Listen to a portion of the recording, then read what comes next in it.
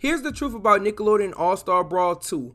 I'm very excited about the game. The game looks like it's about to be fire and be a great sequel to Nickelodeon All-Star Brawl 1.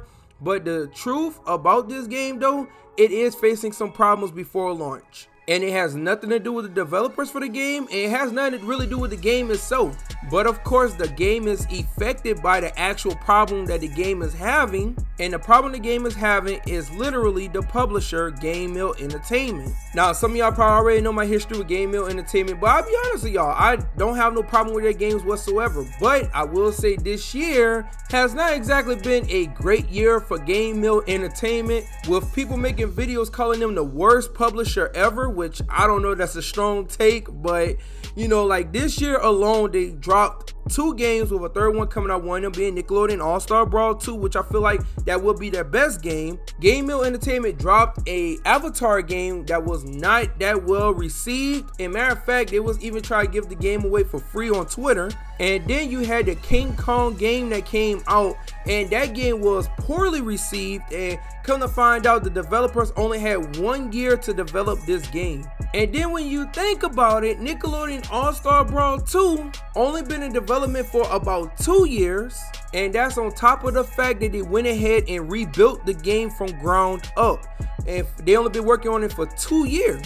And that's not even counting the fact that the game was already delayed from November 3rd to November 7th, and then the physical release of the game, like you can't even get a physical copy of the game until December 1st of the following month. Even the developers for Nickelodeon All-Star Brawl 2 was confused about this, about why this was happening. And you already have people talking about, is the game going to be rushed, or is the game being rushed and all like that as well. Then on top of that, then you have people in the community that was pretty upset that you have characters cut from Nickelodeon All-Star Brawl 2, which I will say this in the defense of Nickelodeon All-Star Brawl 2, is that the characters was never cut from Nickelodeon All-Star Brawl 2, because unfortunately they were not developed for this game at all. Now yes, they are not returning from Nickelodeon All-Star Brawl 1, but you can't cut something that was never there in the first place. Like they did not go ahead and develop like the Ninja Turtles, Leonardo and Michelangelo in mind to put them in Nickelodeon All-Star Brawl 2. They just not returning for the game, which is still not good because we have all these characters missing like Oblinia, Toph, Sandy, Leonardo, Lincoln, Michelangelo, Shredder, Hugh Neutron,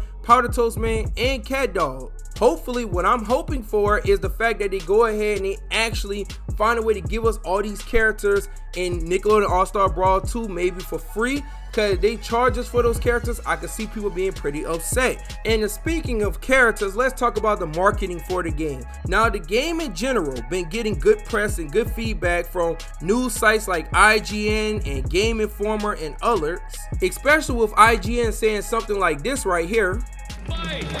As both a long-time competitive Smash player and someone who found the first Nick All-Star Brawl to be pretty disappointing, I came away from my hands-off preview of Nickelodeon All-Star Brawl 2 impressed, excited, and surprised. And then on top of that, the character spotlights that they've been doing is pretty good too, that they showing off each character and stuff like that as well. But the issue is this right here in particular. The thing that made people more mad about Nickelodeon All-Star Brawl 2 than anything else so far from what I've been seeing is the fact that you have characters from the previous game not returning for the sequel, right? Now, the reason why I said marketing because is this. Not only you don't have certain characters returning for the game, but if rumors are true, now it is great that you're going to supposedly be having Zuko coming to the game as one of your first DLCs. That is great, but what would have been better, which, you know, once again, I think is more of a publisher problem than the developer problem, because the publisher, the one that published this stuff, is the fact that they do not have somebody like Timmy Turner as one of the first DLCs. That's how you started off with a bang. You come out with your heavy hitters right at the beginning, because guess what? Most people is going to play the game in the first 3 months. After that, that's when you start to see a drop off in the player base for any video game.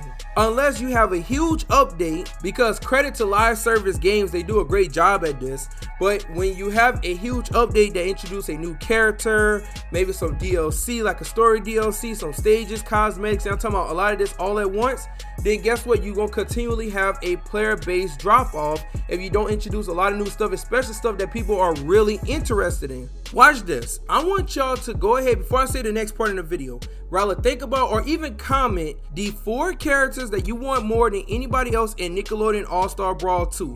Now, after you're done thinking about that, after you're done typing this, and you let me know if all 4 of these characters in particular are on your list, because I never seen a wish list with all 4 of these characters in particular on a wish list. The 4 rumored characters that's supposed to be the first batch of DLC for Nickelodeon All-Star Brawl is Mr. Krabs, which that's good because he's a wanted character. Zuko, another character a lot of people want, including myself. Iroh from Avatar: The Last Airbender, and Rocksteady from Ninja Turtles, which I have not seen any of those 2 characters on anybody's wish list. Now let's say all these characters are coming out, let's say 1 character a month comes out, let's say that would be a great case scenario in my opinion, or let's say 2 months at the most, right? Well, let's go with 2 months. So if every 2 months you have Mr. Krabs, then another 2 months Zuko, that's 4 months, then you have Iroh, and that's 6 months in, and then you have Rocksteady.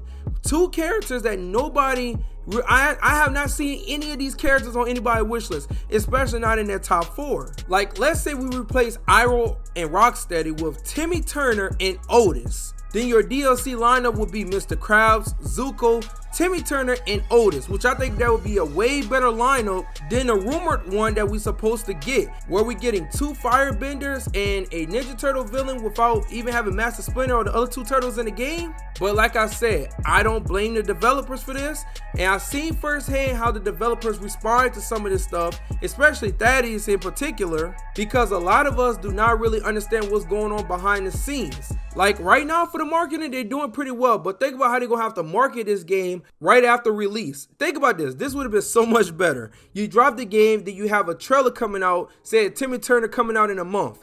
That would keep a player base around even longer due to the fact that Timmy Turner is the most requested character in the Nickelodeon All-Star Brawl community. And trust me, I understand that getting the rights to Timmy Turner might be hard, because to get the license to Timmy Turner might be, a pretty penny.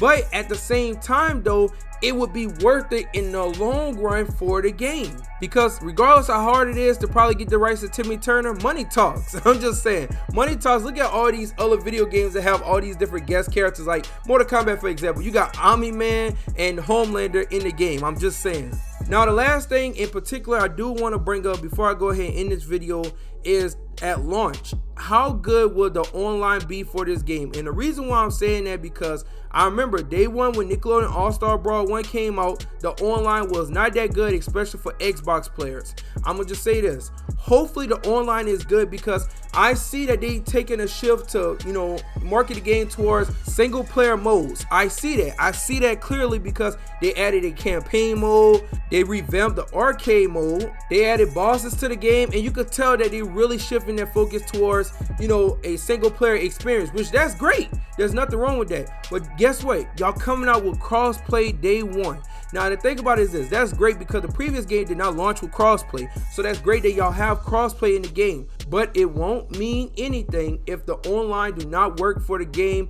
Hopefully they actually got that fixed before the game launch compared to the last one, because in today's time a lot of people want to play the game with their friends, and would the game look like it's actually kind of being rushed? That's kind of a concern for myself and other people, but it's not the biggest problem with the game. That's why I said this one last, but it is a concern. But I gotta say, overall, for everything I've seen about the game, it looked like it's going to be a great game. Even if the online experience is bad, you could probably have a great time playing the campaign mode, the arcade mode, the boss battles, and all that other stuff, which I cannot wait to go ahead and live stream that day 1, play that, and see how it turns out.